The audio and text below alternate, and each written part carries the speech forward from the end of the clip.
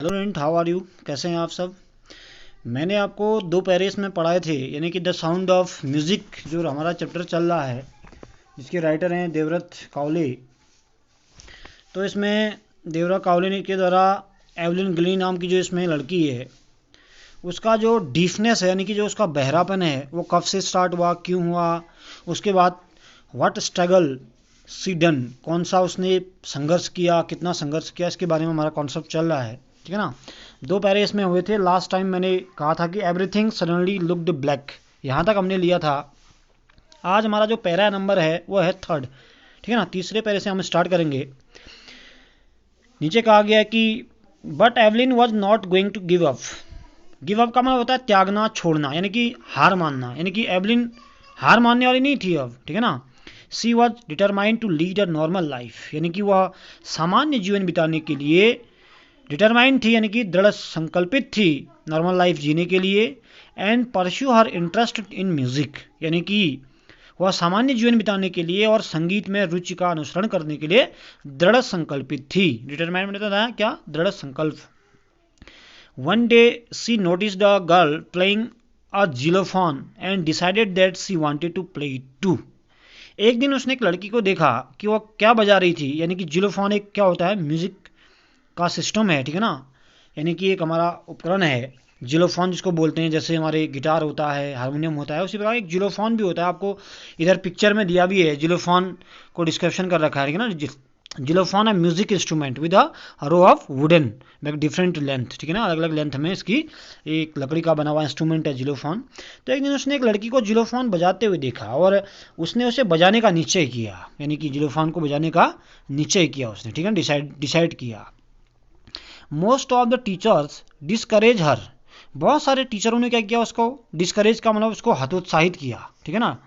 But percussionist Ron Forbes spotted her potential.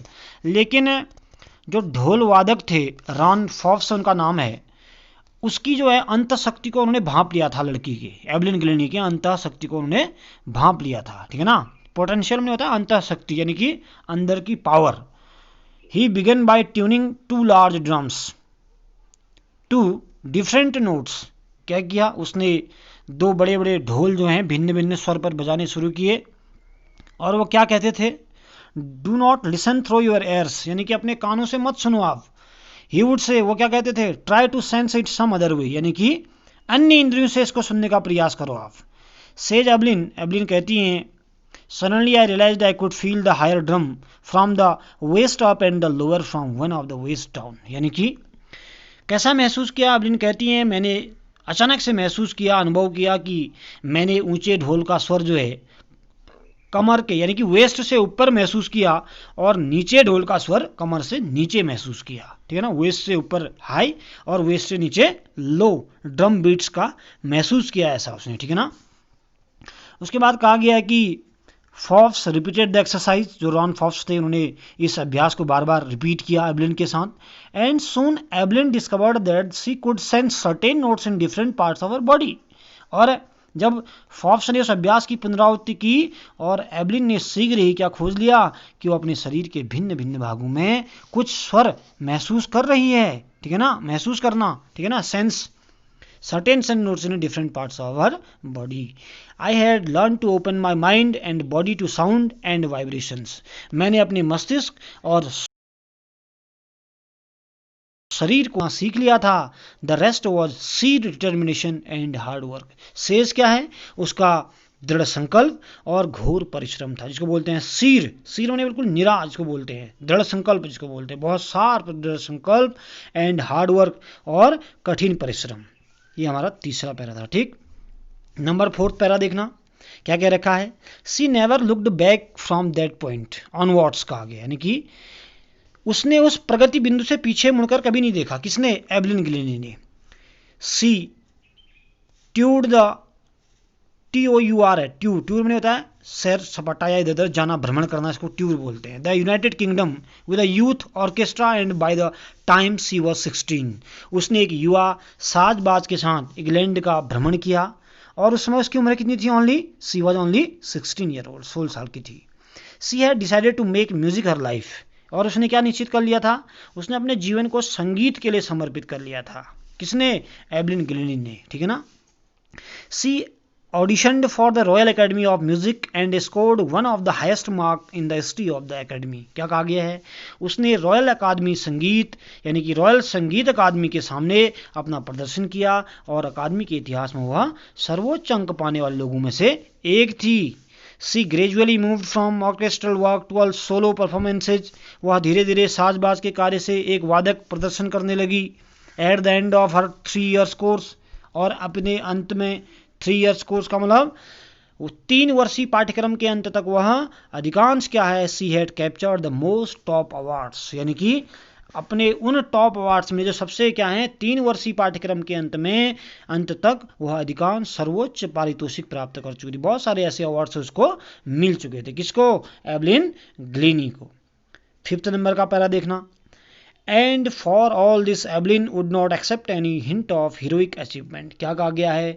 और इस सब कार्य के लिए एवलिन जो है वीरोचित उपलब्धि का कोई भी संकेत जो है स्वीकार नहीं करेगी। कहने का मतलब उसको इस कार्य के लिए कोई इनाम की बहुत ज़्यादा इच्छा नहीं थी। कहने का मतलब क्या है, हीरोइक अचीवमेंट की बहुत ज़्यादा इसको इच्छा नहीं थी उसको। क्यों? वो चाहती नहीं थी कि मुझे इसका अवार्ड मिले या फिर इसका इनाम मिले। इफ़ यू वर्क हार्ड, अगर आप कठिन कार्य करते हैं, and know where you are going, और आपको पता होता है कि आप कहाँ जाएंगे, कहाँ जा रहे हैं, अगर आपको पता है तो you will definitely get there. Definitely मैंने जोड़ा है यहाँ पर, इसमें लिखा गया है यू विल गेट देयर, यानी कि आप निश्चित रूप से वहाँ पहुँच जाएंगे। अगर आपने उस लक्ष्य के बारे में सोचा है और उसके ऊपर आप कठिन कार्य कर रहे हैं, you are doing hard work upon the target, upon the aim, upon the लक्ष्य, अपने लक्ष्य के ऊपर अगर आप कॉन्सेंट्रेशन करके चल रहे हैं तो निश्चित रूप से आप वहाँ पहुँच जाएंगे। And she got right to top, और the world's most sought after multi-percussionist with the mastery of some thousands instrument, और वह शीर्ष पर पहुंची भी, वह संसार की कई प्रकार के यंत्रों की सुप्रसिद्ध वादक बनी और हजारों यंत्र पर वह बिल्कुल क्या थी, हस्त सिद्ध थी। वो 1000 इंस्ट्रूमेंट ने हजारों यंत्र बजाती थी। एंड हेक्टिक इंटरनेशनल शेड्यूल, और दूसरा ये भी कहा गया है अंतर्राष्ट्रीय कार्यक्रम के शिखर तक पहुंची। कौन? एवलिन ग्लीनी जो है वह अंतर्राष्ट्रीय कार्यक्रम के बिल्कुल शिखर तक पहुंची, ठीक है ना। अब इसमें आज कुछ वर्ड मीनिंग भी आए हैं, आपने ये वर्ड मीनिंग भी नोट करने हैं, ठीक है ना। लास्ट टाइम पर जब इधर हम पहुंचे थे, इधर हमने 2 पैरे किए थे, इधर everything suddenly looked black Evelyn, यहाँ तक मैंने आपको बता रखे हैं कुछ वर्ड मीनिंग डीप तक का, ठीक है ना। इसमें एक वर्ड आया आपका ग्रेजुअल में होता है धीरे धीरे, quiet for a quite moment बोलते हैं थोड़े समय के लिए। कंसील एक वर्ड आया, इसमें कंसील में छिपाना होता है, ठीक है ना। नीचे जो आज हमने स्टार्ट किया है, सबसे पहला वर्ड इसमें जो क्रिटिकल है डिटरमाइंड है। डिटरमाइंड में क्या होना है, इधर डिटरमाइंड लिखा है, इसको मैं टिक कर देता हूँ, ठीक है ना। फिर आपको फिर क्या करने हैं, खुद वर्ड ढूंढने हैं, ठीक है ना। डिटरमाइंड नोट करने हैं आपने। डिटरमाइंड मैंने क्या बोला, संकल्प, जिसको बोलते हैं इंग्लिश में रिजॉल्व, RESOLVED, रिजॉल्व बोलते हैं, ठीक है ना। टू लीड वर्ड आया है, टू लीड का मतलब होता है रहना या व्यतीत करना। उसके बाद है परस्यू, परस्यू का मतलब होता है अनुसरण करना। जिलोफोन को आपको इधर राइट साइड में डिस्क्राइब कर रखा है। और म्यूजिकल इंस्ट्रूमेंट है with a row of wooden bars of different length, यानी कि अलग अलग लंबाई के लकड़ी के बने हुए इस उपकरण को क्या बोलते हैं, जिलोफोन बोलते हैं, ठीक है ना। जिलोफोन, ठीक है ना। म्यूजिक साउंड आता है ऐसे, म्यूजिक बजता है। उसके बाद परक्यूनिस्ट है, यानी कि इसको बोलते हैं तबला वादक, जो बोलते हैं person who plays the drums, the tabla etc, ठीक है ना, अन्य चीज़ें जो बजाते हैं। स्पॉटेड वर्ड आया, स्पॉटेड में रिकॉग्नाइज करना, स्पॉट में किसी चीज़ को भांपना, पहचानना। पोटेंशियल आया, पोटेंशियल बोलते हैं शक्ति को, सामर्थ्य को, अंतःकरण, ठीक है ना। ट्यूनिंग वर्ड आया, ट्यूनिंग में धुन को बजाना। टू सेंस एक वर्ड इसमें है, टू सेंस को बोलते हैं महसूस करना, ठीक है ना। उसका वेस्ट का आप जानते हैं कमर। सीर शब्द है, सीर मैंने केवल होता है, ओनली। डिटर्मिनेशन बोलते हैं दृढ़ संकल्प। ऑर्केस्ट्रा साजबाज या orchestra, a group of instrumentalist भी कह सकते हैं आप। ऑडिशन को जानते हैं, यानी कि gave a short performance that the director को decide whether C was good और इनफ, यानी कि श्रोताओं के समक्ष छोटा सा एक प्रदर्शन, उसको बोलते हैं ऑडिशन, ठीक है ना। एकेडमी आया है, जिसको संस्था बोलते हैं।